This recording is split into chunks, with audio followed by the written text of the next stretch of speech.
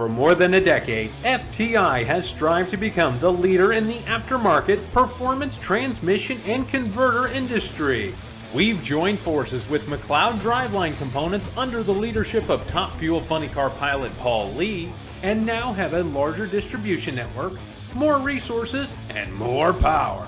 Come see us in the pits and ask how you can join the FTI family. It's not cheating, it is the competitive edge. It's time for an inside look at the most powerful motorsport on the planet. WFO Radio, NHRA Nitro. This is WFO Radio.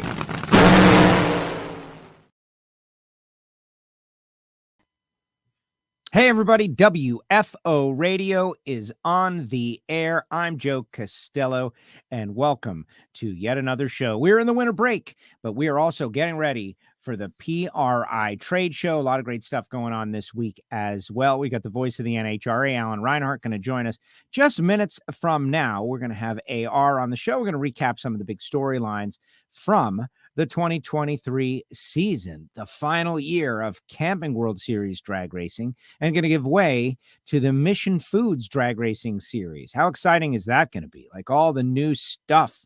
What's the starting line going to look like? All of those things. What color shirt am I going to wear?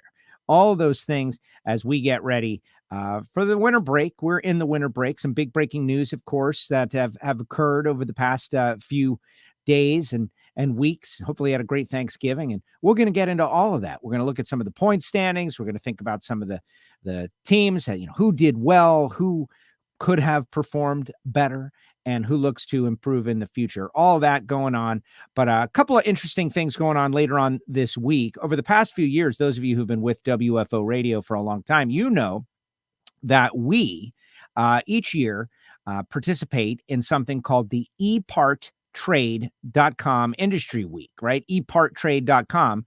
And they hire me to be a moderator of a panel discussion that happens online. I'm going to put the link to the entire week schedule up in the chat section. This is going to be going on Thursday and Friday. And the reason that it's cool is because we're going to be interviewing. In the past, they had me kind of do everything, right? Whether it would be like chassis sim or, things, parts and pieces in Australia, whatever it was. It was really cool and I enjoyed it. But they have now put me on Thursday and Friday, and mostly strictly drag racing. And so you guys will love it. So check out the link that's in the chat section and check out the people that I will be having a conversation with, like John Force. John Force and I are going to talk a little bit about his life, his career, the season he had, what lies ahead. John Force is going to be a part of the deal. Matt Hartford, career year for Matt Hartford. And what's different is this is for a broad audience. The folks at Speed Sport are involved. The Racer Magazine is involved. Everybody is involved in this deal. And it is an interesting opportunity for drag racing to expand beyond our normal bubble. Tony Stewart, going to do a nice interview with Tony Stewart about his season, winning the championship in Funny Car, coming so close in Top Fuel, he and his driving career, and just like where it's come from and where it's going for this broad motorsports audience. So I'm very excited about that. Jim Oberhofer has put together a panel of crew chiefs, and I will be hosting all of that. So if you're, Thursday and Friday, you're looking for your WFO, you'll get WFO Joe, but I'll be on ePartTrade.com's Industry Week, and you can check out the whole schedule on there. I'm also getting ready for the PRI Trade Show. PRI is the must-do event for an entire year. It is a must-do event. Many of the WFO Radio sponsors are going to be there, and I want to tell you, who's going to be where, as I know, as of this moment. Like, for instance, just got off the phone with Gary Stinnett, the folks at Foggett. They have doubled their booth size this year, and the folks at Foggett are going to be in booth number 2039 at PRI. Is it a social event? Is it getting ready for the holidays? Is it the final goodbye before New Year's and we get ready to go again? Call it what you want, but PRI booth 2039 is where you're going to find Gary Stinnett and the folks at Foggett. Of course, I am going to swing by there and, make an appearance, hang out a little bit. And if you watch my social media, you'll know exactly when I'm going to be there. You can swing by and learn a little bit about the product that is Foggett. But I can tell you, you don't need too much more than you have a can around the house and you'll find uses for it. Like the other day, I noticed some rust on my dad's truck, and I was able to, at very least, put a slow to it, right? With a little shot of Foggett right off the top. Good stuff. Total Seal piston rings, PRI booth 1525. Total Seal going to be in the house, and we're getting ready to do an episode of Total Seal's Hidden Horsepower a little bit later on today with Keith Jones, and just talk about some of the technology that they've got that they're going to reveal at the PRI Trade Show. Premier booth right there in the main hall, 1525 Total Seal piston rings. You want to swing by and check them out because it's always a big part of the PRI Trade Show. Go see the folks at Total Seal and hang out. We will be recording Hidden Horsepower episodes there for most of the time that I am there. So you definitely want to go swing by Total Seal for you at PRI. You should be writing this stuff down. Now, the folks at FTI Performance Transmissions and Torque Converters, they're going to have their own booth, obviously, but there's a Paul Lee company. And I received kind of an interesting announcement earlier today, and I'll tell you about that after I tell you about the fact that transmissions, torque converters, power glides, or transmissions for more powerful like Pro Mod, Top Sportsman, Top Dragster cars, FTI does it all. And their hallmark is that they are reliable, consistent, and can handle huge power, whether it be on the street or otherwise. FTIperformance.com. Here is the note I got, though. Booth number 225, Thursday morning, 10 a.m. Thursday morning, 10 a.m. Major announcement about a new transmission and converter parts company. Paul Lee, Greg Samuel, Ken Kelly Jr. in booth number 225. So if you want to find out the latest, greatest, put that on your schedule. That's right. We're making a schedule for you for the PRI Trade Show. Also want to shout out to our other sponsors like Phillips Connect, the folks at Phillips Connect on board all season long. Smart Trailer Technology, the folks at Phillips Connect, outfitting the world with sensors that keep their drivers knowledgeable about whether a light is out, whether you got a wheel hub heating up, whether you got a brake problem, all of those things, not to mention the most basic of things like keeping the trucks on time and making sure they're still loaded. Like, hey, this truck had a load and now it doesn't. What's up with that? It's a sense of being and certainly peace of mind for everybody in the transportation industry. Phillips-connect.com. You can email me, joe@wforadio.com. I will make you a personalized introduction. Bernie Speed Shop, bernies.com. Check out Bernie's inventory. They're buying, they're selling. They sell on consignment. So if you've got that classic muscle car and you want to get it in front of a broad audience that is looking for that kind of thing, Bernie's can do that for you. BURNYZZ.com. Hit their social media. Check them out, bernies.com.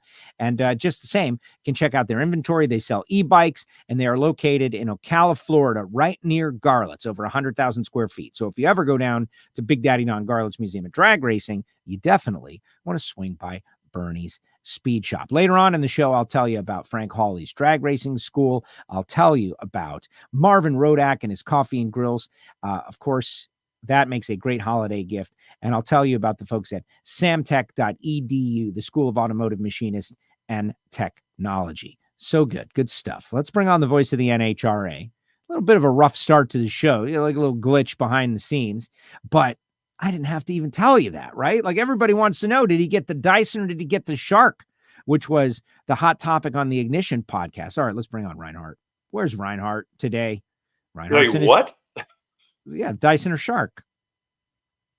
Those are vacuum cleaners. Oh, okay. Yeah. I have a rigid shop vac.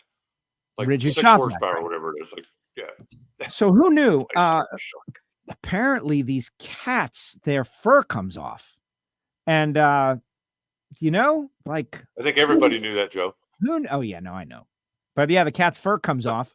And so I've got, on the Ignition show, we kicked it around like these, they market the heck out of the Dyson and the Shark, and one's more expensive and it's $500 for a vacuum. And do they even work?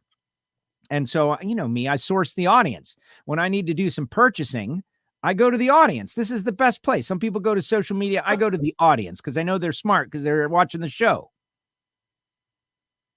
So what was the outcome? Well, the outcome is still up in the air, and that's why I'm kind of bringing it up. Hopefully more people will weigh in. Several of our listeners said that the Dyson was overhyped and that the Shark was cheaper and lighter and does just the same. And then someone said the Shark doesn't pick up heavy stuff.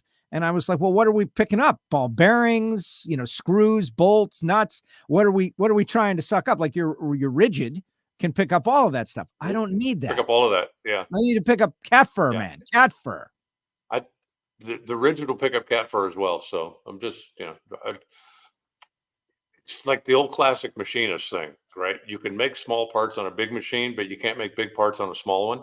Yes. So if you're determining which one's the better one to buy the bigger one, because it's better to have it, not need it, than need it, and not have it. Right. But like they've got all these BS, features, a laser that tells you what it's sucking up. Like, who cares as long as it can suck it up? That's what I'm talking about. If it's on the floor, it probably needs to be sucked up. So it should. See, and like at my house is 100% tile. I got rid of the carpet however many years ago now, and my house is 100% tile, so I don't need anything that like, oh well, it's got this agitator brush that I don't care. I just So look how quickly shop vac works perfectly. Look how quickly everybody has been sucked into the vacuum cleaner talk. Nicole says Shark all the way. Everybody, Roscoe says Shark. They all love the Shark, right? And the Jim Essex, in a true, don't waste your money, Joe. Get something cheap at Walmart. All of them fall apart after a couple of years. I've got a rigid shop vac here, and I've got one at the house, and I've had them both for this one I bought it when I moved into the shop, so that's been almost 20 years ago, and I think I've replaced the filter on it. It works perfectly. Well, that's the real problem, is that I've got a canister Kenmore that is 20 years old, and it's working just fine, except you got to plug it in. And, all the new bells and whistles, you don't have to even plug them in. Mick Steele is out there. Mick Steele. He's going to be at the PRI Trade Show hanging out. So wait a minute. You're going to buy a new vacuum because you don't want to have to go to the hassle of plugging it in? Yep. It's a hassle. This fur, it's like everywhere. I got to do it every morning. You got to plug it in. Who wants to do that? You clearly haven't been watching television because apparently it's too big of a hassle to touch your shoes anymore. Because now they're selling everybody's got a shoe that you don't even have to touch it. You just step in and step out. I'm sure you've seen those. Yeah, I have. And I don't own them. So there you have it. What a hassle, right? Like, oh man, are you tired of touching your shoes? Buy this. And you just have to step into it. Look who else is out there. Paul Dagrapon out there. What's up, Paul?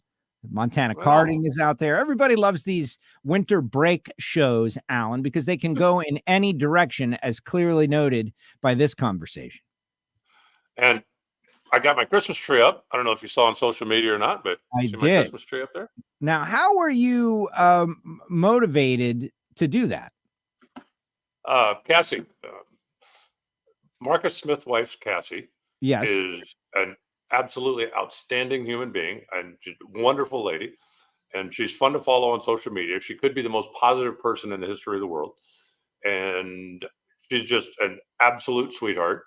Well, she put her Christmas tree up like 3 weeks ago and basically dared everybody to tell her she was doing it wrong because she was in front of Thanksgiving and yada yada. And again, she's just the sweetest, kindest, most positive person in the world. And I know her a little bit. We've met a couple of times, and we've exchanged a number of notes on online. And so when I put this up, I responded to hers, and I sent a note back that said, my family's tradition was always, we didn't go full Christmas until after Thanksgiving, but because of her, I was motivated not to waste any time. So I got the tree up yesterday, the first day I was in the shop after Thanksgiving. You got the tree up, as in you opened the box and you stuck it down there. And well, I mean, yeah, you have to take it out. It's like any other, not real tree. You have to take it out. You have to put it together. You have to, set it up. And I know I had grabbed some sort of Look, me too. This is Christmas. Okay, well, there you have it. Yeah, you got your stuff. I got my way to go, Cassie. You got us both motivated. I know I had purchased something Christmas and thrown it into the studio, but I had lost track of it. But now I've got it again. Well, there you go. It's the only thing left is for the fat guy in the sled to show up and bring everybody's gifts. And I already got mine, so I'm not even worried about that. Yeah, what, that photograph you sent me of the 90-inch monstrosity? The video wall. The video wall. Reinhart, like, when I get texts from Reinhart every once in a while, and he gives me the before and the after, right? Look at my 55-inch TV, and I'm looking at it, and I didn't want to like say anything negative, like, oh, that's great. Whatever my response was me trying to be positive. But at the same time, I was thinking to myself, there's a lot of wall exposed in this situation. And then you have the speakers for the surround sound. You have the bar across the bottom and the two on the side. And so, I think it, did a nice job of filling up the wall. And when I bought it, a 55-inch TV was pretty damn big. Yes. And so then the next picture comes. And it's this giant, it's like the Dallas Cowboys stadium screen. The whole wall is taken up by television. But isn't that great? And that's one of those bigger is better. Like, get the bigger one because you're going to want it. I think it's kind of funny because I legitimately, and I've told people this, but it's the truth. The real reason I did it was because when I'm sitting on the couch watching, whether it's watching a NASCAR race or whether it's watching NFL or watching whatever, I can't read the scroll across the bottom. The font is just too small. It's too far away. And, okay, I'm not 22 anymore. And so, instead of getting glasses or getting something like that, I just decided, well, if I get a little bigger TV, then I should be able to see it just fine. Plus, I've been thinking about it for a while, and, PC Richard & Son, free shipping. So Why wouldn't you go support somebody that supports the races and is a big sponsor of the races? So I went online and I looked and I thought, okay, this is it. I reached out to my guy, PC Richard, and this was 4 or 5 weeks ago. And he said, wait until after the 1st of November. Black Friday sales actually start the 1st of November. So I waited till after the 1st of November and went, oh, that's a better price. And click, bang, bought it. But the funny thing I think is that it really is bigger than I thought it was going to be. But I got a new TV because I couldn't see well enough to read the old one. So instead of getting out a tape measure, I just kind of went, yeah, that one looks like it probably fit there. Let's just order it, see what happens. And I wasn't planning on relocating the speakers or any of that. I literally, when I was looking at it, I was going, it'll fit inside the spot and it'll be, it'll basically butt up against the speakers instead of having a little gap in there. But yeah, as it turned out, no, it covered up everything. And so I had to remount speakers and remount everything, but I have a video wall now. It's pretty cool. You have a video wall, which is what most people aspire to have, a video wall. Like we all want a video wall. All right, guys, the vacuum comments are really going crazy. I'm not going to entertain it much more, though. Bent Blomberg is out there. Mick Steele. Mick Steele, one of the great stories of the year. The guy who got the A-Fuel funny car to run quick and fast and scare the heck out of a lot of people with it. Yeah, we just need to get him some 275 rear gears or whatever you need to put in a funny car. I'm not sure exactly what the rule is, but if it's the same as a dragster, because I think my understanding is that he wasn't able to buying a funny car from John Force has a Nitro funny car rear gear set in it. And that's not the gear set that you would run in an injected car. But my understanding is for that style rear end, they don't make the set. So, and Mick, if I'm wrong, please chime in and let me know. But, the reason that the thing, we've said all year, man, that thing really hauls ass to the eighth. If they could just get it to run some speed out the back. And I believe it's because he can't get the gear set that he needs. Once he gets that in position, I think that thing's going to jump up and be real competitive. Looking forward to it. Exactly. Well, those runs, I think he went a 54 or something. And it was like, oh my gosh, if this is the beginning of the potential curve for this machine, there will be more, right? I know a lot of people didn't want to be the R&D people. Like, yeah, that's a new rule, but we're going to spend a ton of money figuring out, and then everybody else is just going to do what we do, and then they're going to copy us. But Mick was the guy who said, you know what, we want to have that experience. And in the limited opportunities we saw, there was potential and it was fun. So that was one of the things that I think everybody looked forward to about 2023, and it paid off. Like, I'd call that venture a success from afar. I don't know what he paid, but but I was entertained, Mick. I liked it as well. And like I said, when you can get the thing to run the kind of speed that we know that it should be capable of running, then there's definitely going to be a lot more ET there. You know what? Being the first one in means that when all the bandwagon jumpers start coming, you're going to have that much of a head start on them, because there's going to be things you're learning now that they're going to have to learn. And I don't know about you, but I wouldn't tell them. Right. Exactly. And Mick is out there and he said he's answering your question. I got a new car with a 290 gear in it. 320 was all I could stick in the 13.5 Chrisman. Right. You should get a bigger screen. So the 290 gear is going to make a huge difference. You know, instead of that thing running 200 and whatever it was, 55 or 56 miles an hour, you know, if it runs 275, then there's going to be a lot more there, and you'll be able to lean on the engine a little bit harder down low. Very, very exciting. So some news of the week, and we're just kind of all over the place. If you got a question, folks, put it in the chat section, and we're going to attack things like, this guy wants to know CUDA versus Project Pontiac. I can tell you that Project Pontiac is in like 6 different states all at the same time, and all over the place. But things are advancing. You know, I did go to Wright Trailers. I dropped off the trailer. A set of cylinder heads from Edelbrock has been acquired. There's an engine block in Tennessee. Gary Stinnett's doing his thing in Kansas. So that's what's going on with Project Pontiac. What's up with Project CUDA? It runs. It runs. There you go. It's not a project. At this particular point in time, my car's faster than Joe's, yeah. But Joe's is making progress, and mine is making no progress. Mine is just sitting here. No, I've got a couple appointments at PRI coming up next week that are going to finalize the direction. By the time I get home from PRI, the one thing that I hadn't really determined yet was whether I was going to go, classic second generation crate Hemi, or if I was going to do Hellcat or new generation kind of deal. And that will be finalized, because that will be the direction for the entire car. So once I get that figured out, then I'll be able to dive into it. And so I need to, because otherwise I'll start taking the Mustang apart again. So what, the audience doesn't get to vote? Like, what were the choices? Like, you're just going to go off on your own and do your own thing without including everybody in on the decision? Like, yes. I include the audience with my vacuum cleaner discussion. Like, this is a big thing with the CUDA. Which way are you leaning? Well, if I was going to spend $500, then I would be more than happy to let the audience chime in and vote and do whatever. But I'm talking to some people, and I'm going to do whatever makes the most financial sense for me.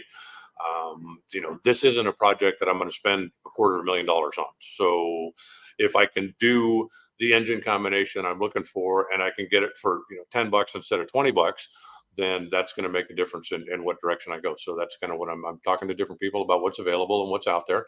And, if I could come up with something that was like a used thing, a demo thing. At one point I had a line on a totaled Hellcat, and I was going to buy the whole car, and then that ended up going sideways. So I'm just looking at various things, and I'm not, Joe, you've known me a long time. I'm not a guy that goes out there and goes, okay, you need to give me free stuff for my car. Right. I'm a guy that goes and talks to the guys and said, look, if this thing sells retail for $15, somewhere it's selling wholesale for $9. Can I get the $9 price? I'm more than willing to pay for what I want, but I'd like to be able to get the better deal if there's a brother-in-law program. And so that's basically what I'm looking for. I love the brother-in-law program. No, I appreciate you being so honest with the audience out there and cutting us out, but it's all right. You let us know what you're going to do. Now, I'll tell you what, anybody that wants to vote, votes are $10 each, minimum 10 votes. There it is. So you send me $100 and say Hellcat, then that's 10 votes for the Hellcat. You send me $1,000, that's 100 votes for Hellcat. And at the end of the day, we'll see, I'll go majority rules. No problem. I understand. Listen, I totally understand that. This Facebook user says, this is nice. Thank you, Joe and Alan. You made a great season even better with this show. I wish I knew who it was. Put your name up there in the chat section, sir or madam.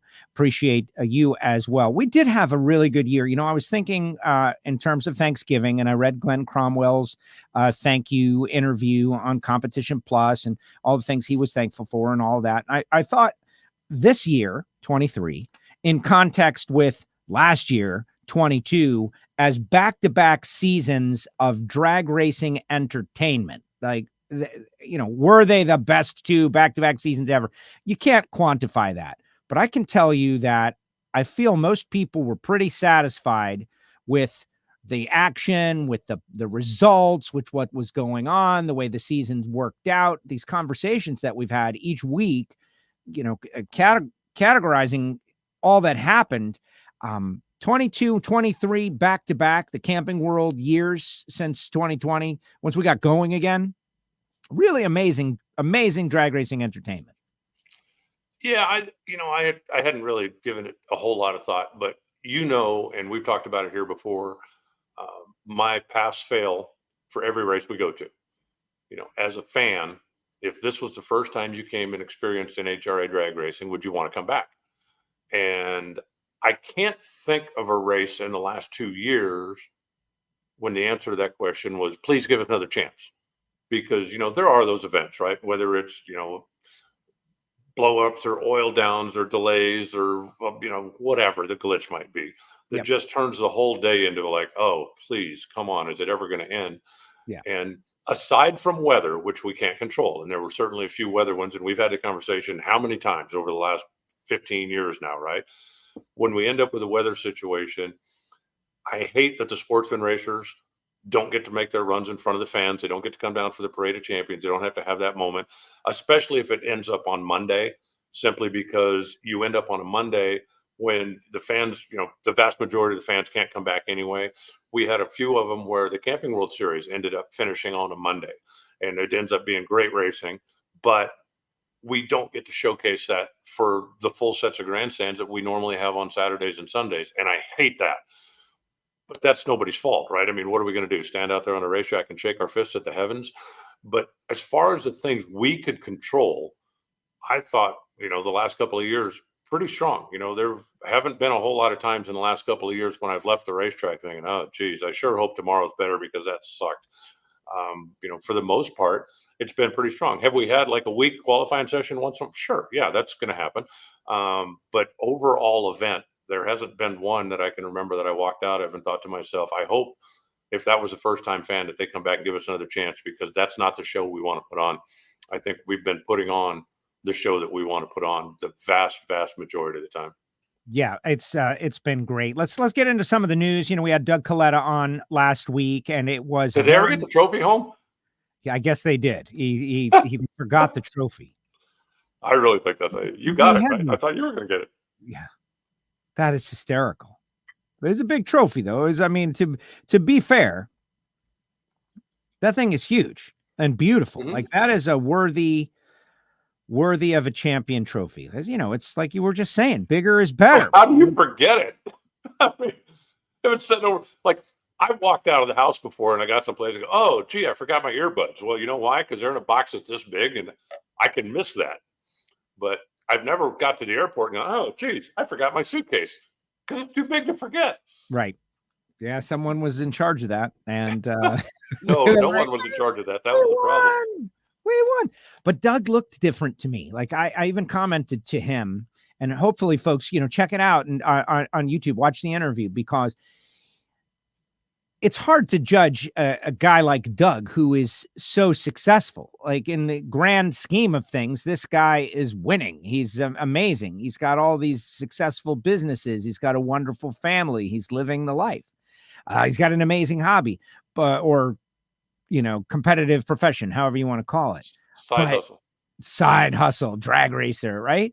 But for all these years, every time I had interviewed Doug, like there was always something like on him. And in this interview, it looked like it was off him. The literal, the monkey is off his back. Like he'll never have to hear that again. And I wonder how much, whether he recognized it or not, was that weighing on him? Connie Kalitta is giving him this opportunity. He's the family member who hasn't won. What the heck? And now he has. And I don't know. I just could feel the positive, like the joy off of Doug Kalitta, laughing and having fun. And like, you could see it, like becoming this different person, this champion race car driver. That's how I felt about it. Yeah, I agree. I think that, when you chase something for that long, and when you've been close and when you have no excuses, right? I mean, it's not like the Kalitta team sits there and looks over and goes, oh, well, sure. If we had the budget that shoot, right? If we could afford a clutch dyno, we'd be as good as those. Those guys have no excuses whatsoever. They've got everything, everyone. And they finally, when they decided we're going to hire Brian and Alan, and then when the crew opted not to make the move from Indianapolis to Michigan, and I think Alan was very upfront about the fact that this isn't going to be automatic, because a big part of his success were the people that he had surrounded himself with, right? I mean, how many successful people do you know? Tell us the secret. Surround yourself with good people. Yep. Get good people to work with you. And Alan had that team together. I mean, literally back to the Army days. And, you know, when he left to go to the Alanabi, they all went with him. When he left to go to Brittany, they all went with him. When he went to Salinas, they all went with him. When he went to Kalitta's, they didn't, because that would have necessitated a move out of Indianapolis or out of the Indianapolis area to Michigan. And so he now has to start with another group of people, no matter how talented they are, to get them, you know, this is the way we do things now. This is my way. This is the way. This is what I expect. And to get everybody into that comfort zone. And you've talked to them a number of times over the years, right? We're 25% there. We're 40% there. We're 60% there. We're getting there. And then they finally got to where they needed to be. And, you know, I didn't see the whole thing, but did you ask Doug? I threw it in the chat section at one point. Did you ask him if he had a used canopy for sale for $10? Yeah, I did.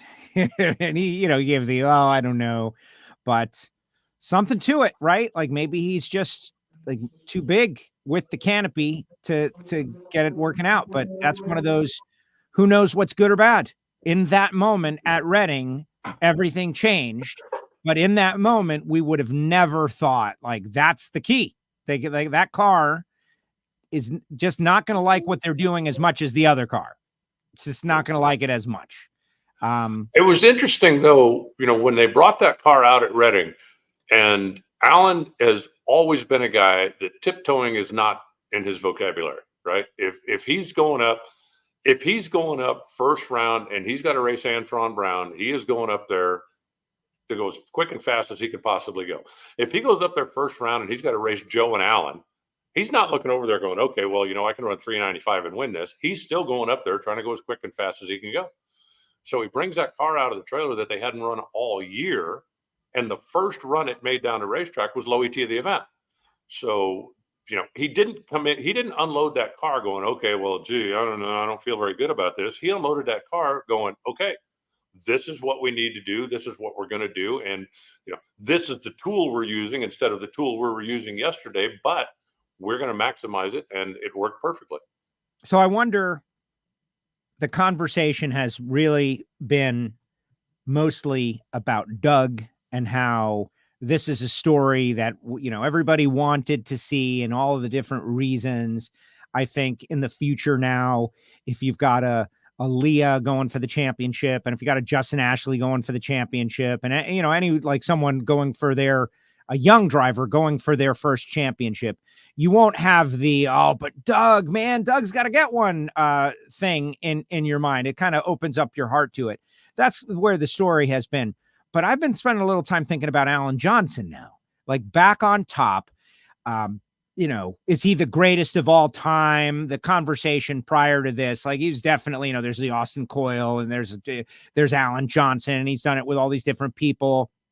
But now, and Capco took over and he was over there, but then he left and they went on this run. But now Alan Johnson and Brian Hewson, they're back on top again. And they did this thing with Doug Kalitta. Like, that's a huge story unto itself in the, the free agent crew chiefing universe. Free agent Alan Johnson was hired to do a job, and they got the job done. They did it. Like, he's back on top, Alan Johnson. Is Alan Johnson the GOAT, certainly of Top Fuel?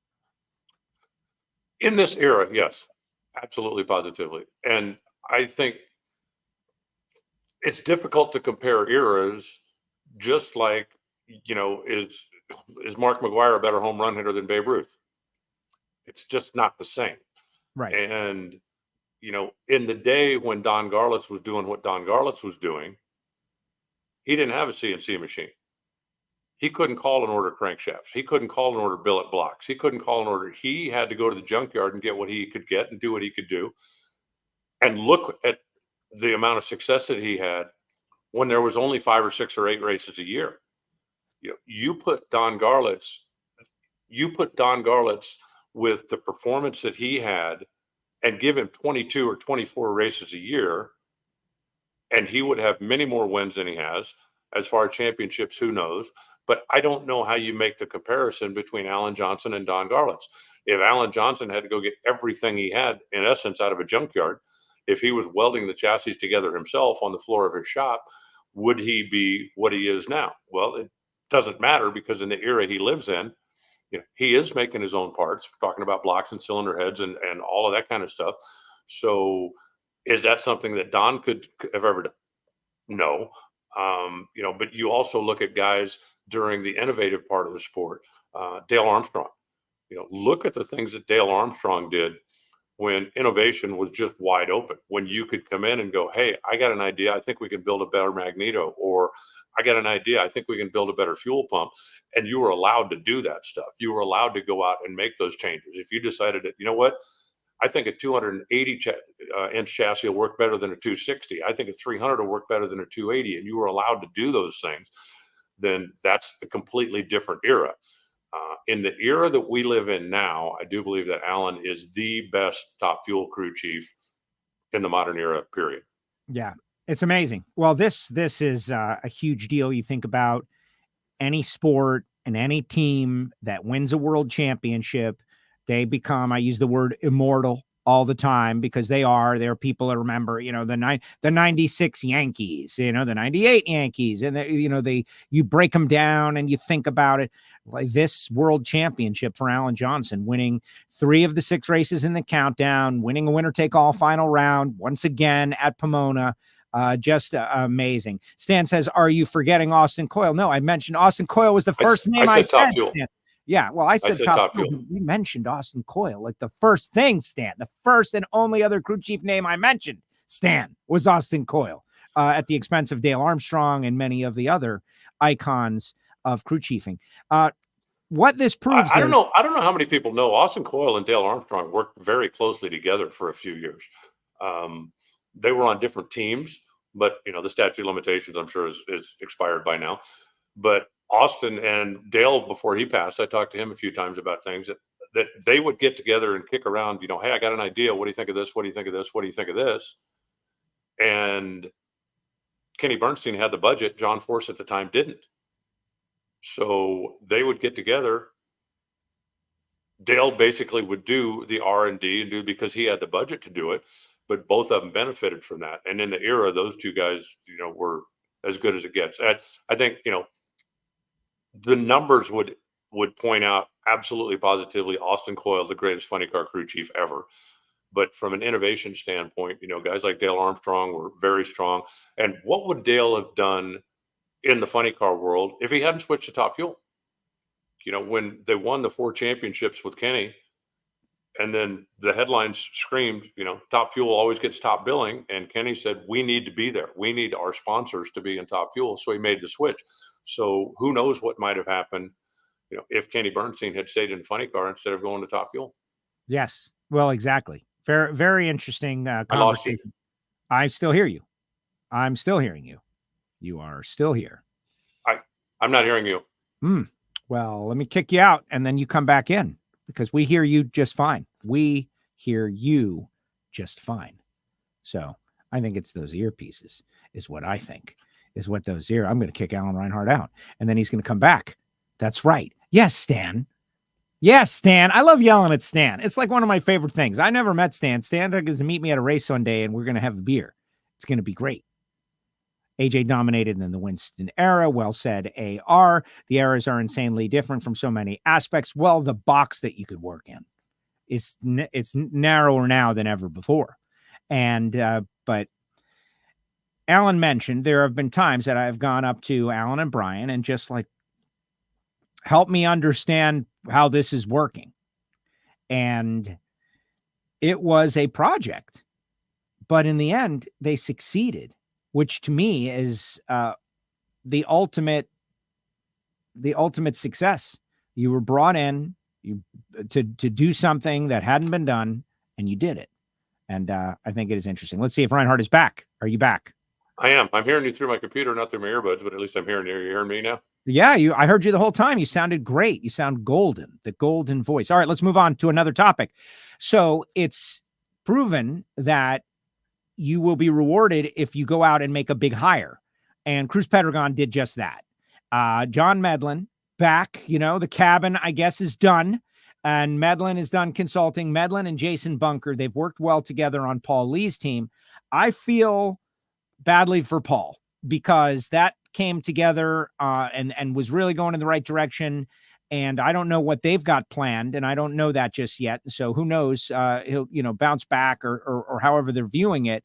But Cruz Pedregon re-ups Snap-on for 3 years and goes out and gets John Medlin and Jason Bunker to be his crew chiefs. I think that's a good move, and I think, my understanding is that Jason Bunker is in-house. He made the move. He is going to be there full-time. John Medlin is going to advise, but not necessarily, a full-time at Cruz Pedregon shop. So I think it's a good move for Cruz. I don't know if you saw it, but there is a John Kernan filed a report about Jason Bunker getting started in Cruz's shop that's up on NHRA.com right now. And he basically said he wanted a chance to race for a championship. He wanted a chance to go out full season and race for a championship. And that's something that he couldn't get with Paul. I mean, I think he's very appreciative of the chance that he got over there at Paul Lee's. But the opportunity to run the full season and run for a championship is something that's important to him. And that's not something that Paul is doing at this point in time. With his business concerns and the other stuff he's got going on, I think he just can't, I don't believe it's a budget thing. I think Paul's got plenty of budget and plenty of sponsors if he wanted to go out and do it. I think he doesn't have the time. And for Jason, he's been paying dues for a long time and decided that he would like to have an opportunity to go see if he can make this happen. And so that's what he's doing. Yeah, it's interesting, but that's happened in the sport for a long time. And Cruz, the sport is better when Cruz is relevant and winning a race. Like, you just get that extra car, a well-funded car. Cruz knows how to get it done on the starting line. Clearly, the guy's a multi-time champ, but it just didn't work out the past couple of years. They got that big win at the finals, not this year, but last year.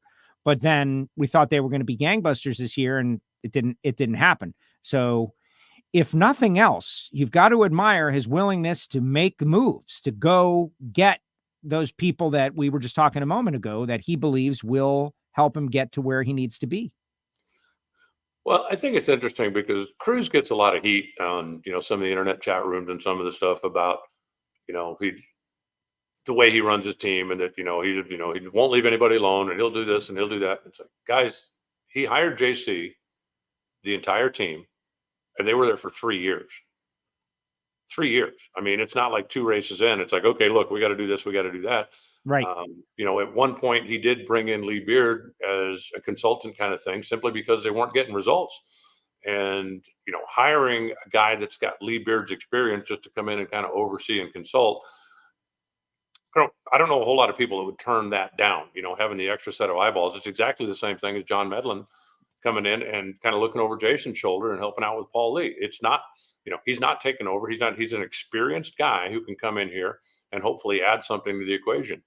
And it just didn't work. This is a results-based business. I would not be the least bit surprised if JC ends up with another team and comes out and wins a couple of races and finishes in the top 5 next year. For whatever reason, things just didn't click over there at Cruz's. That doesn't mean any of them are a bad guy. It just means that they didn't work well together. Joe, you're a baseball guy, right? The things aren't working. What do? You get a new manager. Right, because you can't fire the team. Because the players aren't talented enough, because they're not motivated enough. No, it just didn't work. For whatever reason, it didn't work. And so, for Cruz, it didn't work.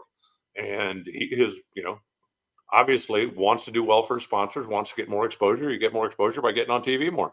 You get on TV more by winning more rounds and winning more races. And that's what he's going out and trying to do.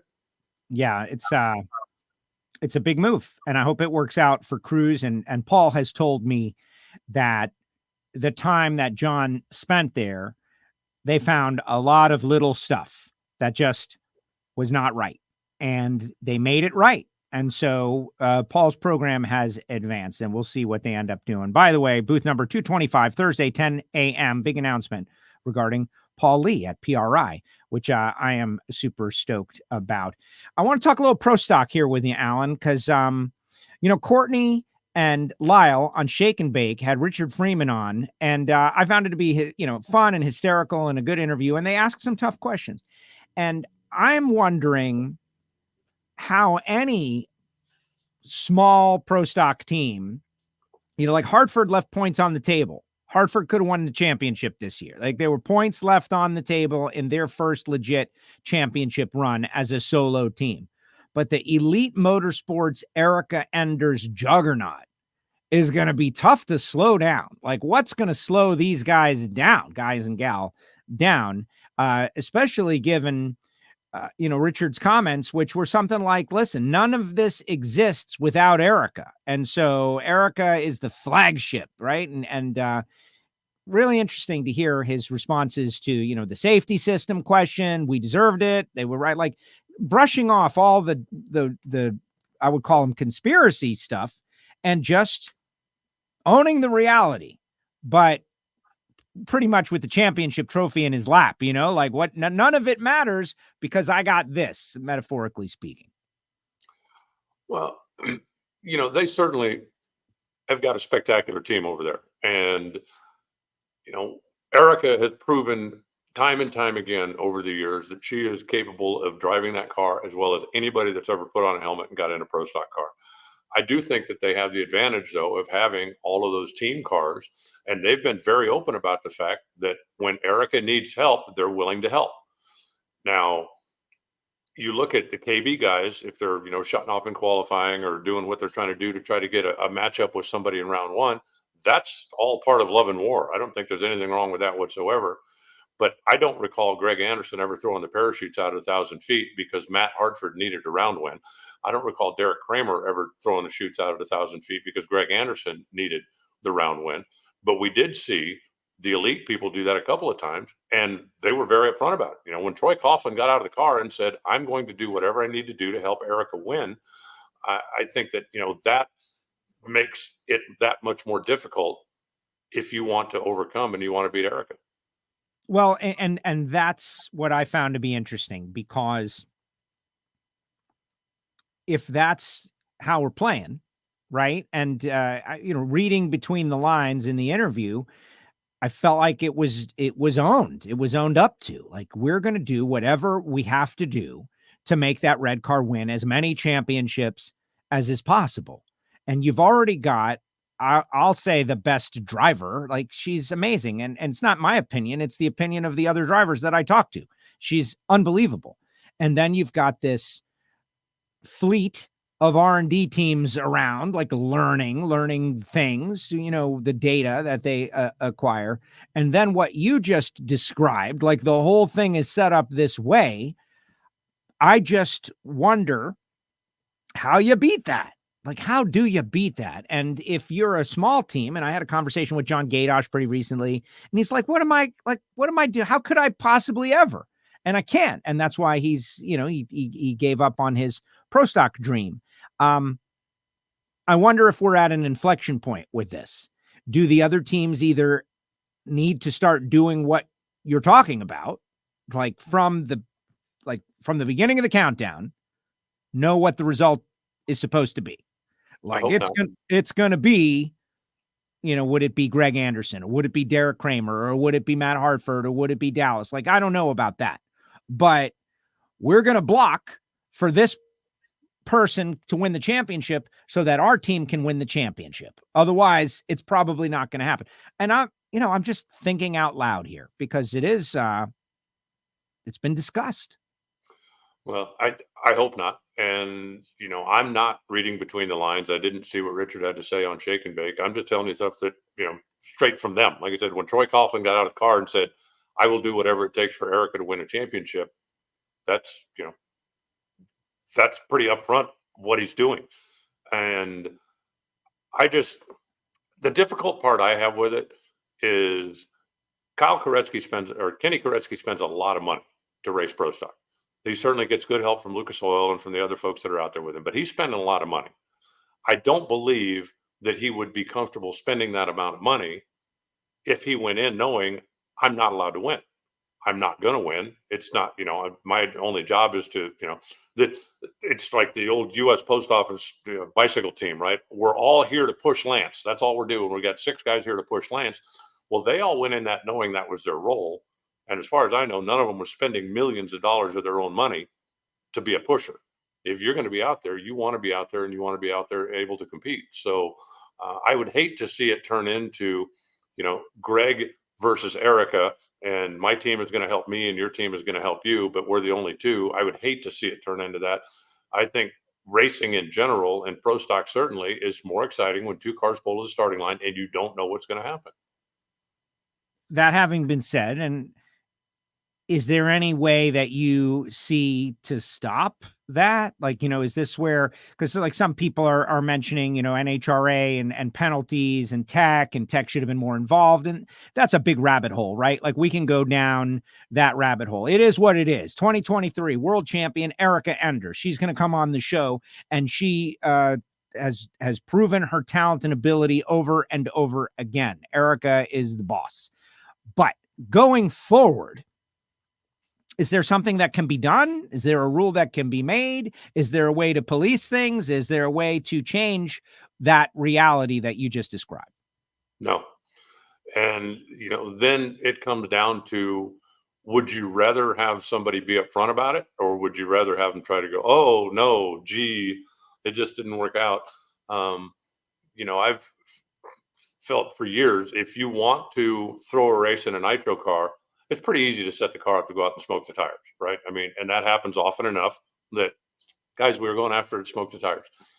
And you can manipulate races that way. I think it's been done in the past. Can I prove it? No, but I'm pretty sure it's been done. In pro stock, there's a lot of ways you can slow a car down. You can go from the very obvious, just go out there and run it into the rev limiter in 3rd gear and then tell everybody it deadheaded, it wouldn't shift, which could happen. Right. And all you the give time. it a runaway. You can literally move the timing back 2 degrees and the car is going to slow down 500s or 600s. And you go out there, put together a full run, and it's like, gee, I don't know, the car slowed down. I don't know what happened. We're going to have to come. So there are plenty of ways you can disguise it. Would you rather have that, or would you rather have the parachutes come out at 1,000 feet and have them go, guys, this is what we're doing. We're being upfront about it. And I guess everybody's got to make their own decision as far as that goes. I would rather not be lied to. Yeah. But I hate the fact that you're cheating the fans out of, they paid to see racing. And I hate the fact that you're cheating the fans out of that. I remember, and Angel did it in Topeka years and years ago when she was just getting started, when John Myers was running for the championship and she wasn't. And so she came up, got off the motorcycle on the starting line, didn't even start it. Let John have a round, got booed wildly. Connie Kalitta years ago and Brainerd racing Scott when Scott was racing for the championship and Connie wasn't. He did the burnout. He backed up. He shut the car off. And, they asked him, was something wrong? And he said, no. He said, he needs to win the round. I don't. And he said, it's my car. It's my money. I'm going to do whatever the hell I want. My job is to help him. And he was upfront about it. So would you rather have that and, just tell the fans, this is what we're doing? Or would you rather try to disguise it? And like I say, everybody's got to answer that question for themselves. Yeah. I just hate when the fans get cheated out of side-by-side races that they paid to see. And this all having been said, because I'm not on my high morality horse, I know that going forward, if Joe and Alan have a 2-car team and we own the team together and we're in the final round against each other, and if you win the championship and our team makes $500,000 and we become champions for the first time, and if I beat you, our team doesn't. Is that smart business by me to beat you and cost us $500,000 and we're no longer a championship team? And that's a very difficult thing. And it comes from being a one-on-one sport.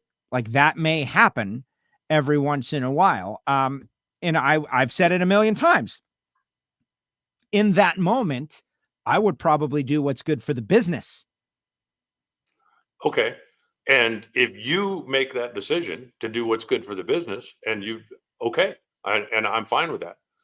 But if we have a 4-car team, right? If it's Joe and Alan and Jason, do you want to have a meeting at Indy where I get everybody together and say, okay, Joe, Jason, you're not allowed to beat me. 6 races, you're not allowed to beat me. Okay. So let's move forward now. And I think that's 2 different things. I have a ton of respect for the Torrence family, and everybody says, well, you look at Billy's car in Pomona, everybody knew he wasn't going to win that race. He hits the thing, it flushes 2 cylinders, and they shut the thing off. Well, yeah, it did. But what about Dallas? What about Dallas when the race was 0.007 of a second? And if you don't think 20 points in Dallas is the same as, okay, it was 30 points in Pomona, but you get what I'm saying here.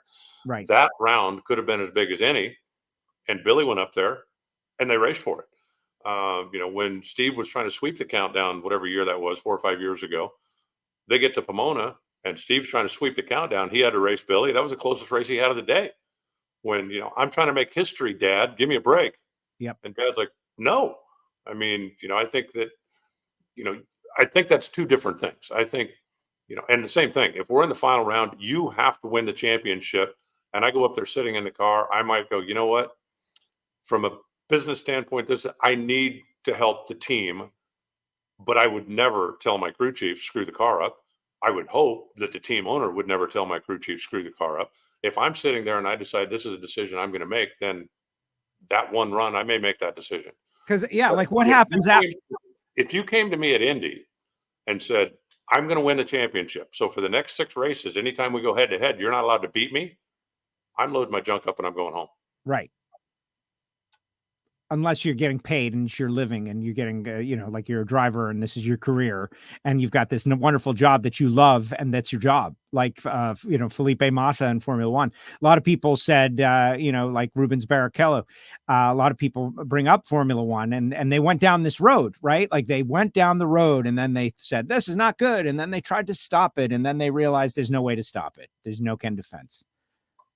And now it's like, okay, George Russell, get out the way. Here comes Lewis, get out the way. And that's your job as the 2 driver. I don't know. I think it's a worthwhile discussion to have though, because like, for instance, Dylan mentions John Force, Robert Hite, 2009. That is over 10 years ago. And it's stuck with those guys and people still bring it up. Going forward, I don't know. Is this just the way it is? I think it was 6 championships to 7 championships. Know what? Don Schumacher in Seattle made the call one time when 2 of his funny cars were racing each other. And at the time, Seattle was a 1-lane racetrack. It wasn't the Pacific Raceways that we go to now. It was a 1-lane racetrack. Whit Bazemore was in the championship chase. Gary Scelzi wasn't. They had to race each other. Gary had lane choice, and Gary, the only car, took the bad lane, and Whit won the round. And the feedback and the fallout from that was so strong that Don stood up and said, that will never happen again inside my team. Not doing it. How do you tell, and in that situation, how do you go tell Oakley, your car is not as important as this one over here? How do you tell? I realize that, you're paying millions of dollars to make this happen, but yeah, we need you to get out of the way because it's more important over here. And I don't believe that Schumacher ever did it again. They ran heads up, even when it was clearly in the best interest of the team for one car to run. That car didn't always win. And if that car did win, they won a good race, what at least looked like a good, solid, fair race. And I think, the fans pay to see racing. I think they deserve to see it. Well, exactly. And I think these conversations are productive, even though we got nowhere and we came up with no solutions. Earl Nichols says, it is happening in Top Alcohol Dragster. It's happening a lot. It's happening more than these obvious moments that, are easy to point at in the countdown because the spotlight is so bright. Like I'm sure there's a lot of stories out there that I don't even know what they are, going way back, Pro Stock going way back, the engine lease program era. You can use my engine to qualify, but you're not going to use my engine to beat me. And people are like forced to make the choice. Well, what do I want to do? Do I want to qualify? Yeah, I do. I'll take it. I'll take the deal. And the randomness of maybe I won't have to race you. But then when it happens, then you are on the outside looking in. Hey, it is what it is. Conversation starter, right? And I want everybody to understand this is not disrespect to the methodology. This is they're achieving results. The results have been achieved. And it doesn't take away from anyone. They're playing by the rules as the rules are in a system and a strategy. I compared it to the Eagles with that play that they run to get 1 yard, the brotherly shove, right? Like, figure out how to stop it. It's new. They're doing it and you can't stop it. So until you stop it, they're going to keep running the play. And what are you going to do now? And it's on everybody else to figure out a way to stop it, to win. And, but then again, Erica only wins championships back to back. And so she's won back to back 3 times now. So next year maybe is not her year. Who knows? 6 championships. Well, we'll find out. There's certainly a lot of motivation in all of the other camps out there to go out there and try to stop her. And, the bottom line is no matter what happens inside that team, when you race her, you have to beat her. And if you can't beat her when you race her, then it doesn't matter. The rest of the stuff, I think, doesn't matter. Right. If I get a chance to go head to head with you and I lose, then I had my chance to stop you and I couldn't do it. So that's the reality of the situation. And, there are plenty of chances that the other teams had to stop her in crucial moments and they weren't able to do it. So that's why she's the champion. And that's the thing. You can go to specific moments and circle these moments and say, well, there you go. Like there's one. The points left on the table conversation that everyone who comes close to winning a championship must secretly have somewhere in the back of their mind. Like, oh my gosh, if only there. That's the day that I caught my hand in the door and I was in pain, or who knows what they're thinking about. But that's why these championships are permanent. And I use the word immortal, like it's a permanent deal, and we'll see. But excited to talk about it. All right, PRI next week. I got my ePart trade thing this week, which is kind of an online version, but this is always a great show. And I believe, mandatory for people that are in the biz. Mowing the lawn, Indianapolis. I used to love it when it was in Florida. I'm now totally acclimated to the Indy situation. It's great. It's better. How about that? You heard me say it. It's better. It's all indoors. You got all these great restaurants, St. Elmo's, bars. Half of the best stuff happens at night in the lobbies of hotels and around, great stuff, great hangout. But the business of racing 2024 starts PRI 2023. And I imagine there's a lot of business to handle. Yeah, I'm looking forward to getting there. It's interesting. It's the first time in maybe 10 years that I don't have any official responsibilities. I'm not emceeing a seminar. I'm not hosting a discussion group. I'm not on a panel.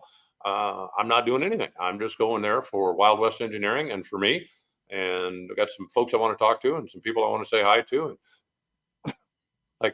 And I've talked about over the years, one of the biggest reasons that I go there is simply to see people. We live in an era now where you do so much business with an email or with a text message, maybe a phone call, maybe not even that. There's so much stuff that's done now just via remote control, and you never see anybody. And as a guy who woke up or who grew up watching my father do business on a handshake, it's important to me to go see people. I mean, one of my first stops every year, Dick Maskin, when he was in charge of Dart Machinery, was always very kind to me and was always very helpful, whether it was information I needed or whether it was whatever I was working on a project, he would point me in the right direction and make sure that, I got what I needed and I didn't end up going down the wrong path here and there. And then as the years go by and he wasn't at the races so much anymore, there was one shot a year I got to see him, and that was PRI. And so I always made a point to go straight over and just see him, right? Say thank you, shake his hand, make that personal connection. I think that's important. And maybe in this day and age that we live in, it's not anymore, because so many people do so much business with people they've never met, right? I mean, I do the same thing. Somebody will come up to me at the races and go, "Hey, I'm Steve." And I'm like, "Steve, oh my God, you're Steve." But I think it's important to make those personal connections, and that's the reason that I go to PRI. I said the last few years I've been involved in, whether it was a seminar, a discussion group, a panel, or something. I'm not doing that this year, but it's still important for me to go there just to see people, say hi, and shake hands, say thank you to people that have helped me out, whether it's in my business here at Wild West or whether it's at the racetrack. Absolutely. Well, it's just the greatest collection of racing minds and, business mentality that you're going to find anywhere. And, whether you're just looking at shiny stuff or they're always unveiling something pretty significant. And someone asks in the chat section about the big West Buck party that has been happening, Drag Illustrated. And I have been and I have not been. It all depends on how I feel in the moment, but they do a great job. And I do want to mention that Flying Ryan Ayler and El Bandito Yankee Tequila, too bad we don't have our great friend Jason Logan around, are going to be involved in that. And I've been talking to Flying Ryan, and I wanted to tell, we're going to talk about it on the show and everything. I want everybody to know that El Bandito is going to be big at PRI here in 2023. And Flying Ryan does such a great job he's almost, I don't want to say he's a better tequila promoter than he is pro stock motorcycle racer, but he's working his tail off on both. And El Bandito is going to be heavily involved with a lot of different things out there. And so I wanted to mention that on the show because people look out. If they ever wanted to try El Bandito, they're going to have an opportunity at the PRI Trade Show, in and around in the local establishments, et cetera, and so on. And maybe we'll try to get Flying Ryan on the show next week to talk a little bit about it. But that's like the little cross-promotional opportunities, for instance. I missed the Total Steel Happy Hour. Oh, my God, we all do. That was the worst. Yeah, I don't want to be critical of people put on the show, but man, that was the best. That's where that was a real buzzkill when you guys didn't let us do that anymore. Yeah, exactly. Well, no, they were allowed to do it. It's just like, $6 per can of natural light, right? It's like, no, I can't do that. Hartford had the Total Seal Happy Hour, like in PRI history. It was one of the best little eras. And the first PRI that I went to, and you brought me over there, and I'm like, what's going on here? They're just giving out beer. This is a genius idea. And there's Kurt Johnson and Warren Johnson. I'm having a conversation with my heroes over beer at PRI, and it's great. And man, so many great things came out of those conversations years later. It's unfortunate that they're unable to do it anymore. Yeah, but that's what the show's all about, is making contacts, and the number of times when, I'll meet somebody, I'll look at some literature, I'll see something at the show, and it's like, and I might not have a specific need for it right now, but 6 months from now, when I'm, knee deep in Project Barracuda, it might be okay, right. Where was the guy that made the billet? And I can go back and dig around and find it. And, that connection made, or that seed that was planted there, that's a big part of the show. And I don't know, I guess, have you made the point that, for those, this show is industry only. If you're not a member of PRI, if you're not in the automotive or racing industry, you can't just go buy a ticket for it. You can't show up and go, okay, yeah, here's my $10. I want a one-day pass. It is an industry only trade show. So if there's anybody that's out there thinking, hey, this sounds like, hey, Indianapolis isn't that far away, maybe I'll drive down and check it out. If you're not in the industry, you can't just walk up and buy a ticket. Yeah, exactly. But you can become a member of PRI if you are somehow in the industry, as we are. But it's very exciting. That'll be next. We'll begin travel on Wednesday, Thursday, Friday, Saturday, the big trade show, and great stuff. The winter break shows, right? We're going off in different directions. Any final thoughts? Anything you want to put out there, Alan? Any food for thought for the WFO universe? Nothing this week that really jumped out at me. I thought, it was really kind of a relatively slow news week. There were a couple of stories that came out and a couple of things that happened. I think that NHRA.com put up their top 10 sportsman moments for the year, Yes. which I thought was kind of interesting. And there's, that certainly leaves open a lot for debate, because there were a couple on that list that I thought, and there were a couple that I thought, if I'd have been making the list, but then that's, what Kevin McKenna's trying to do out there, just kind of stimulate conversation. If you want to add to the conversation, go for it. But I know that, I'm expecting this to be a pretty quiet week too, because anybody that's got breaking news this week is going to wait until next week and turn it loose at the PRI show. So, there may be some watch out for this announcement or something's coming up here. But other than that, I expect next week to be quiet. Are we going to do a show on Tuesday before we travel next week? Yes. If Okay. you're available. Yeah, definitely. And I have the top 10 sportsman moments up there, and I'm also excited that they're going to reveal their National Dragster All-Star vote. That over 10,000 people voted. I was certainly one of them. And there are some cross pollination between that and this, Jay Story's Topeka double. All right. Sherman Adcock's hot start, Trevor Larson's fast finish. That's a bummer for Sherman right there. Irvin John scores a win for the ages. Perfect example. Lauren Freer's Norwalk double. That was, a historic drag racing moment, because it only happens the first time once. Agreed. And the way that one went down was kind of interesting too, because, normally if somebody does that, you just watch them get into a rhythm, right? And you could kind of almost see it coming. But then when we had to stop in the middle of the night and come back and start again tomorrow, completely different conditions, everything different. And she was still able to pull it out and did it two different ways, right? I mean, in one, she left behind and was really kind of in, was really in trouble and was able to pull it out. And then the second one, she came up and just dropped a hammer. But no, I think all of the 10 moments that they picked out were worthy. I just don't know that would have been my 10, if you know what I'm saying. I mean, some of those I think might have been top 20, but might not have been in my top 10. But then that's why you do that, to start the conversation, right? Right. Next year, I'm going to have to keep a running list, right? Like when it happens, oh, that's a moment. Things you learn over the years. The Chase Williams stuff, that guy, what a year. He made a ton of money, running Comp Eliminator. The big comeback of Comp Eliminator, I think, is one of the big stories of 2023. People thinking about Comp, people doing stuff in Comp. Very exciting. And hopefully, Roger is able to keep it going with his bonus deal, and NHRA can piggyback on it, because, once people understand Comp cars, I think they're going to be into them.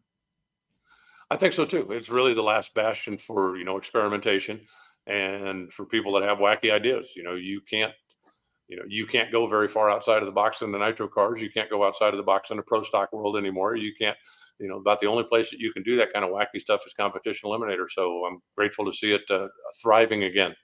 Okay, so one word answers only. Jim Essex wants to know, if I come down and sweep your shop, will that qualify me as a WWE employee and get me as a PRI ticket?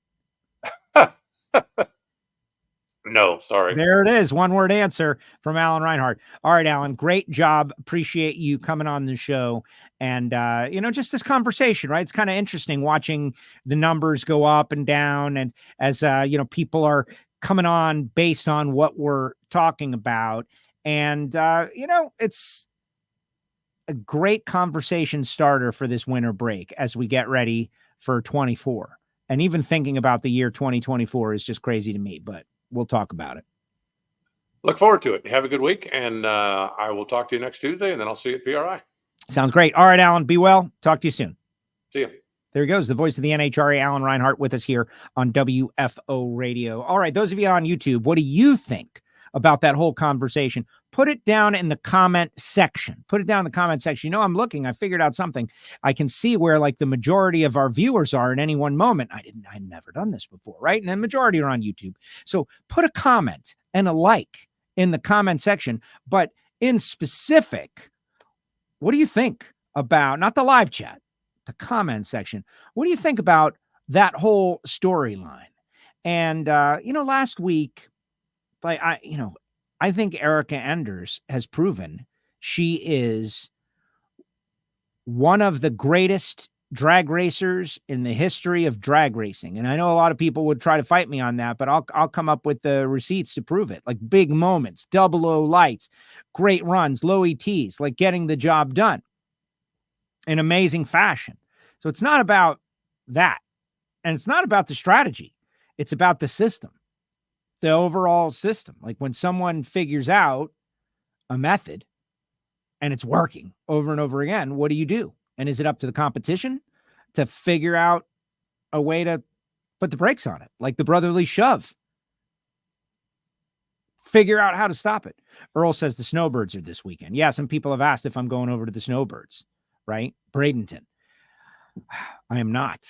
I am staying the course. Focus on the work that is here. Of course, I would love to go to a drag strip and go over there and go to a race and enjoy some great stuff over there at a historic race at Bradenton. And if you're in the area, go support that track, right? They're doing pretty well, by the way. Victor and those guys are doing pretty well. But if you're in the area, go to the Snowbirds. But no, I am working on Project Pontiac. I have a whole host of cascading tasks associated directly with it. All right, put your comments in the live chat now, and let's hear what you have to say while I tell you about a couple more people that make WFO radio possible. Oh, like for instance, this is you guys. The WFO store is still 40% off for Cyber Monday. 40% off. The link is in the chat. You can get fire shirts, fire mugs. Am I saying it right? Fire! All of our WFO gear that you'll be wearing. Get yourself a hoodie for 40% off. They've got wall tapestries. Who wants that? I don't know, but they sell them. Coffee mugs, everything you could want. WFO, fire, and the Miami Hollywood Speedway vintage t-shirt, the throwback. This is the one that everybody wants, regardless of whether or not they like WFO radio. It's $15. Come on now, where are you going to get a shirt delivered for $15? So anybody from the South Florida community should definitely want it. And anybody that wants to represent long gone old tracks that no longer exist. But the original logo, Miami Hollywood Speedway. You can get that in the WFO store, and the link is in the chat section. In fact, I'll put it up there right now. I'm going to make it easy on you and put it on there. I want to see some sales happen immediately. Let's go. Let's buy. You're going to take this stuff and you're going to buy it. Put your face in the hood. You're going to buy this car. Remember that? Yeah, that was good stuff. Marvin Rodak, RodaksCoffeeandGrills.com. Jerky Boys reference, guys. All you kids out there, you don't know what it was, and you never will. Thanks to caller ID. 817-924-6821. Rodaks. The Stampede of Speed blend is #1 with a bullet. Everybody loves it. It smells great. The aroma, amazing. 817-924-6821. Pound of coffee, bottle of hot sauce, container of spice rub. I call it a holiday pack. And that's what I get for the people that are around me that I care about. They get this amazing experience when it shows up, the Rodaks coffee. 817-924-6821. Call Marvin. Tell him you heard about it on WFO Radio.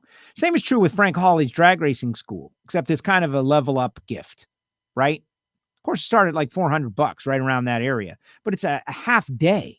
You get to make runs in a dragster. You show up with nothing. You have this experience you'll remember for a lifetime. You can get it as a gift card, and then the person figures out which Frank Hawley's experience is nearest to them because they travel. And people have told me over the years that this is one of the best gifts that they get because they're doing something. It's not an object. It's not something that shows up in a box from Amazon. It is a life experience that they'll remember forever. So go to frankhawley.com and find out more information.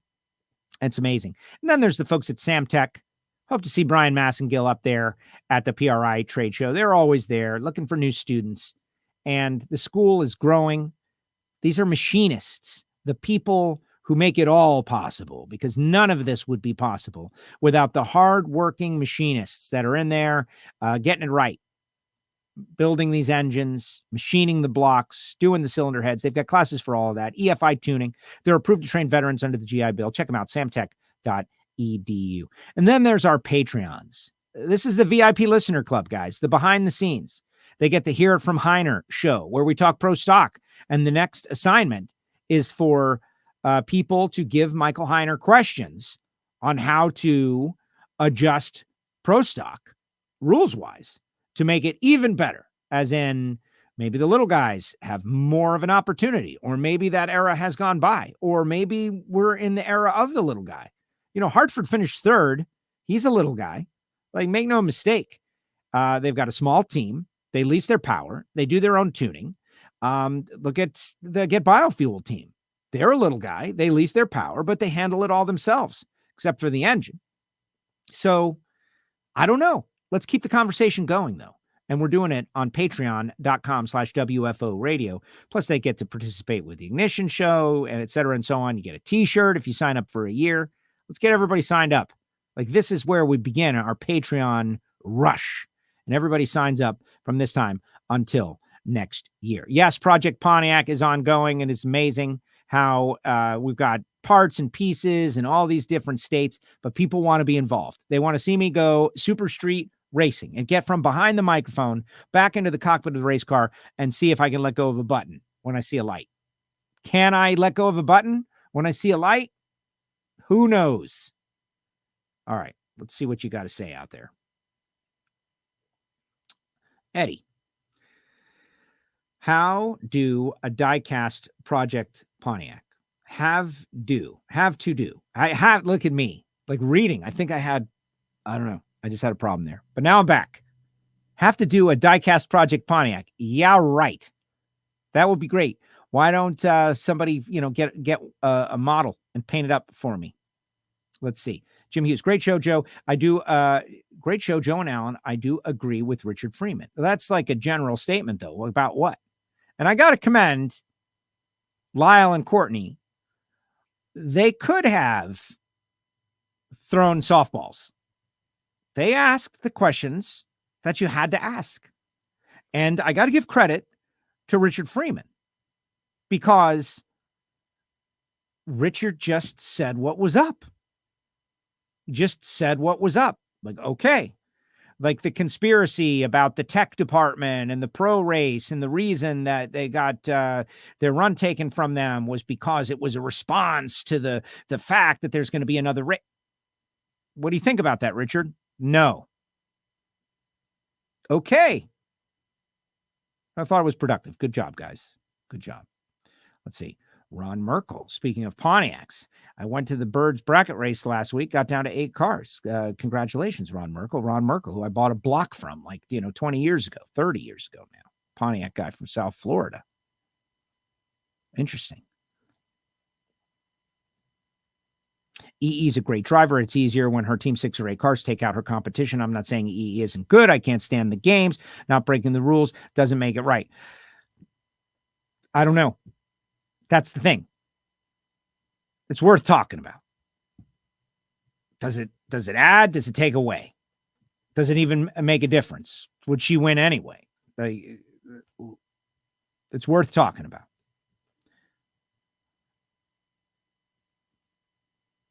I've asked the question of many people, and no one's got a solution. And so one of the things that I always talk about is when you're going to complain about something, it's good to have a solution thought up and ready before you complain. Like, this is my complaint. Well, what do you want to do about it? This is what I want to do about it. Okay. When people come to me with issues about anything, like, oh, how would we solve that problem in your opinion? Oh, I don't know. It's not my job. Well, then your complaint is less powerful. I'm not complaining. I'm just talking about a topic. Yeah, Stan. Oh, I guess Stan was being negative. Stan is always negative, though, but in a consistent, good way. He's always Stan.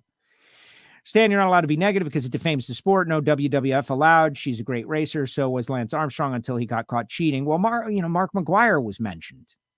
There's all of these different. So I think, like, if we're going to talk about that is a non-applicable analogy. Lance Armstrong, was doing like something to enhance his physiology, which is biology, is like Ivan Drago. That's not what's happening. This is more of a maneuvering. It's a different situation altogether. Babe Ruth and Mark McGwire, when that comparison was made, Mark McGwire was, using something that Babe Ruth was not. Like Babe Ruth was trying to, getting juiced up on alcohol and hot dogs and women. McGwire was doing a different thing. But they both are treated as legit. Hi, Joe. Thanks for sharing your story about you wielding a chainsaw. So different from you holding a microphone. Thank you very much. Yeah, the chainsaw story. That was part of Monday Motivation, I believe. A great friend of mine has a small engine repair shop, and he let me borrow this with like a serious chainsaw, not like a BS homeowner version, like a serious chainsaw. And I felt the power, baby. Like it was Tim the Toolman Taylor. Like I was cutting everything. Wah, wah, wah, wah. It was awesome. I got to get one of those. Manny, I was hoping to see you Night Under Fire at the Snowbirds. Hopefully we'll see you at the Pro in February. That is the plan. That is the plan. 3.5 hours across the state. I just drove 4 hours to Wright Trailers on last Monday. I've got a ton of projects around the house that maybe will help me go racing myself or advance the ball for WFO. Make this thing a little bigger. Get some more people out there watching the show, clicking the bell, subscribing to our channel, making some videos, doing all kinds of stuff. I'm just a fan of drag racing, wants to see drivers compete. We can throw rocks at pro stock, but look at the car counts. I don't think we're throwing rocks at pro stock. I think we love pro stock. Like that's the whole reason for the conversation. You solved the problem. Now you've got plenty of cars. And from what I understand, more on the way. That's great. But there's new problems. And unlike the first time around, where nobody bothered to try to talk about or solve the problems until the car count dwindled down to nothing, and Richard and Greg had to get together and come up with a system to save the sport, the class. I think just consistent open conversation is probably a good thing. Just consistent open conversation about stuff that's happening. Like always, pro stock is going to be at every race next year. That's a big story. Like for fans of pro stock, every race. Some people don't like it. Some people like it. I like it, but I'm not paying to do it. I'm there, being entertained by it. Of course I like it. It's easy. I've given a round to my kid running for the championship. I'd do it again. She would for me. Again, not saying that I wouldn't do it or haven't done it, or I totally get it. And it happens in Formula One. Totally understandable. The ends justifies the means in many ways. See you in Epping. Can't wait. It's going to be great. When two-car teams entered pro stock, it became the demise, but multiple teams kept the class going. Imagine the money affecting outcomes, LOL. Well, exactly. There's a whole bunch of offshoot, there's a saying, of course, but there's 100 sayings. Unintended consequences. Unintended consequences. When was the last time a pro stock engine was tore down or pumped for displacement that you know of? I've heard it's been years. Reading or Charlotte? I know that they wanted to do it in Reading. And did they actually do it, or did it get bumped over to Charlotte? I don't know. But the answer, Mick, is yes, they did. And I don't know, I've heard nothing about it. And I think that's a conversation that people want to have too, about, the timing of things and the transparency of things. Timing and transparency. Like everybody wants more transparency and they want it on their own timing. But yeah, I can tell you that I know that happened. So hopefully that's helpful. Part of the solution is for NHRA to limit the number of cars and teammates that can be had by one owner. It would be good for teams to only have 2 to 3 teammates and no more. And then we'll see how many champions. But then how many cars are you going to have? Then you're going to lose a bunch of cars. Who's building the engines for those other teams that are This is a business model for both KB and Elite. If they don't have all these customers, they don't have a team. This is how they've made it work. This is the evolution of the sport. This is life surviving like the dinosaurs. If they're not doing it this way, if they don't have all these clients and customers leasing their power, and they can only build 3 or 4 engines, or 2 in your example, they're not doing it. They're not doing it. And I think we've run the old plan to its conclusion, and there's not enough people in the world willing to put together a pro stock R&D program and smash their head into the wall 24 hours a day, 7 days a week to find horsepower. That's not the way it is anymore. You know, back in the day when it was Frank Iaconio versus Ray Marson versus Bob Glidden versus Kenny Delco versus, Don Kuntz versus Don Campanello versus Jerry Ekman, and they all had their own engine programs. There was no top sportsman. There was no top dragster. There was no pro mod. There was no, it was a totally different landscape. What did you do? You went pro. You tried to go pro stock racing. That's what you did. It's different. Cast iron 454 is punched out. It's different. So now, on this note, if the McGahays could get their power program going, and there's somebody that wants to get out of line. We saw it in NASCAR, and NASCAR's a bad example because, look, they've got only a couple of engine suppliers also. But when Joe Gibbs went to Toyota, he was tired of being behind someone in line. And right now, you've got a bunch of people that are behind someone in a line, perceived or actual. They're behind someone. And there's no other option. Like, if you don't want to get power from Elite and you don't want to get power from KB Titan, where do you get your power? That's the question. Where do you get it?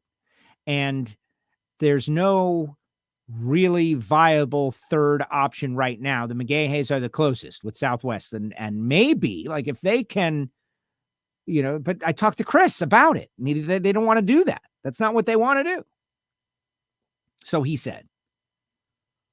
But then someone who's 4th or 5th in line jumps out of line and gets closer to the front of the line. But, you'd probably be behind Chris and Mason. It's tough challenge. I think smart people smarter than me should continue to tackle it.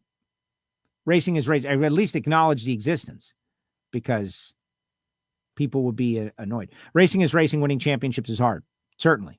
That's why you become immortal. I use that. Immortality. I stopped by PBIR on the way home. Still the same, just overgrown. Yeah, the South Florida drag racing scene is sad and unhappy. More pro stock cars and bikes, more time to walk the pits.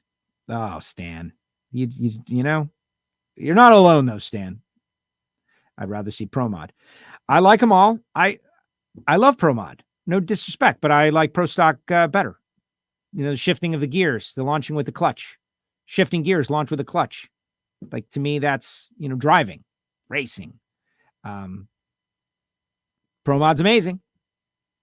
They're wild. They're super fast. No disrespect. But if, you got your favorite and it's pro mod, I enjoy pro stock better than pro mod. Gun to my head. Pro stock. Where is the competition? Elite, no. KB, yes. Okay. Pick your side. That's it. Right. Exactly. A reason to root for and root against. Everybody needs that. The tech department has really stepped up their game. There are numerous infractions that are caught and corrected before the car even gets towed to the lanes. The active tech department versus the inactive tech department. Like, that's an interesting discussion, because they didn't do, in the beginning of the season, there wasn't a whole lot going on. You remember that Mike Salinas deal? That was kind of bizarre. But not a lot happening publicly. There's always stuff happening behind the scenes. I hope everybody understands that. And that's why the fans who love the sport, they want transparency. But should you get to know everything that happens? I don't know. That's an interesting discussion point. Should they get to know everything that happens or not? Again, NASCAR been down this road. when I was doing NASCAR radio, like 2003, 2004, 2005, they were at that moment where the fans were super interested and super involved, and they wanted to know every single detail about everything. And they were suspicious whenever they didn't know. Like, people get suspicious of everything. If they don't get to know, it's probably because of something suspicious. And that was just the way it is. And that's why NASCAR came up with their program that they got. Like, you're going to know on Tuesday. Everything's announced on Tuesday, whatever it is. And it's very cut and dry. But then people don't like the sport anymore because it's too cut and dry. And you're not allowed to do anything, and nobody's getting away with anything. It's, I don't know. I kind of like the idea of the heightened tech department catching things. But I would couple that with not destroying someone's reputation forever if they tried to get away with something. Right now, look at what happened with the John Force comment a little bit earlier. That happened in 2009, and that guy has still got an axe to grind about that deal. Hey, maybe not. He's just pointing it out. When you try to get away with something in a gray area, it doesn't mean you're a horrible person. You're trying to gain a competitive advantage over your competition as best as you can. And the reason, imagine if in the NFL, every time an offensive lineman held, there was a penalty for holding, a third of the fans of that team questioned their existence. No, there are fouls, there are penalties, there are infractions. Like, people try to get away with holding. Nope. And we play again. And I think that the tech department needs to get to that, where, yeah, we caught you doing something slightly out of spec. No big deal. Get back out there. There's a penalty assessed, though. You're going to lose this or that, or points, or the run, or whatever. And everyone's like, okay, we're not going to do that again. Now, if you show up with a 540, that's different. Can't believe Lyle does not like fajitas. It's comedy.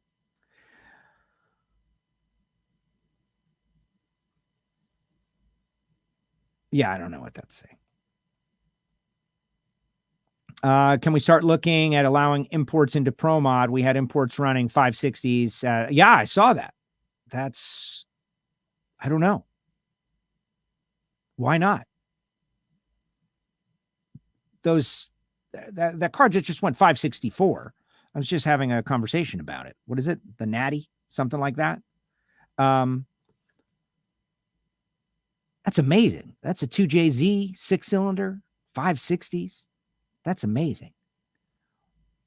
I don't see any reason why they can't back it into the category. The tech department would have to get in that. That's Lonnie's favorite thing to do, is to make unequal things equal. I think it would benefit. Are those guys ready to do all the safety stuff, though? That's the question. Like a lot of that import stuff, and I'm speaking here from a little bit of ignorance, but they're not exactly on the level tech-wise. Like, I have no idea what that car weighs. I have no idea about many of these, like all kinds of fire retardant stuff, safety stuff. Like, I don't know about that. But am I generally for or against? I would be interested to get that domestic versus import deal going on. Magahe or Magaha, like Siri KB calls it. Erica calls it Magaha. I think Chris has told me it's Magahe. ProMod FX any day. Well, good for you guys. Oh, now people are saying they're like factory stock showdown, alcohol, ProMod over Pro Stock and Pro Stock bike. Well, Stan, that's your deal. Only way to fix it, each team has one top fuel, one funny car period, instantly fixes the problem and kills the sport, and the sport's dead. I'd like to hear Reinhart tell a story about Rusty Glidden showing up and showing NHRA Pro Stock that made their tech their nitrous. I don't know if he was there for that. NHRA needs to implement more penalties. Is it more penalty? I don't know. Like, that's the thing. I don't know. All of this in the context of we just had one of our greatest seasons ever. And you had record television ratings, and you had tremendous attendance. Was it the best ever in the history of the world? I don't know. It was definitely the best ever in the history of post-pandemic world. And you had a great year all around. The positives outweighed the negatives by a giant amount. The sport not only is directionally correct, but it is in a very positive position with a brand new title sponsor, one that is wanted, appreciated, and wanted to be here. You retained the sponsorship from the previous title sponsor.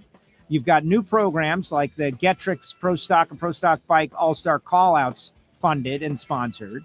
You've got so many great and positive things to look forward to. When you spend time thinking about issues and challenges, it's only because you want to make the sport better, like even better. And we'll spend a little time on that stuff today. We'll see what happens next week. All right, don't forget, I'll be doing the E-Part Trade Industry Week Thursday and Friday. We'll be off tomorrow, so you can all go watch that Doug Kalitta interview, which was amazing. But Tony Stewart, Doug Kalitta, Matt Hartford, John Force, Jim Oberhofer, all interviewed by me, part of the Industry Week. And they put it out as seminars after the fact, but I would love for you all to be on there live, and we will be doing that. Steven is having Mission Tortillas right now. Exactly. You know, it's what is it? A wealth of blessings. Like Stan, you know, the categories that he likes better than the category. We're all going to rank our favorite things. We're going to rank them. Like I like the ribeye more than the porterhouse, which is a little bit ahead of the filet, but they're all great. And I'm hungry now. Thanks to Alan Reinhart for joining us on the show. A lot of fun. And remember, hit the archive, subscribe, click the bell, and share the show. That's all I can ask you to do. And maybe get a t-shirt, join Patreon. Who knows? WFO, guys. Have a great day.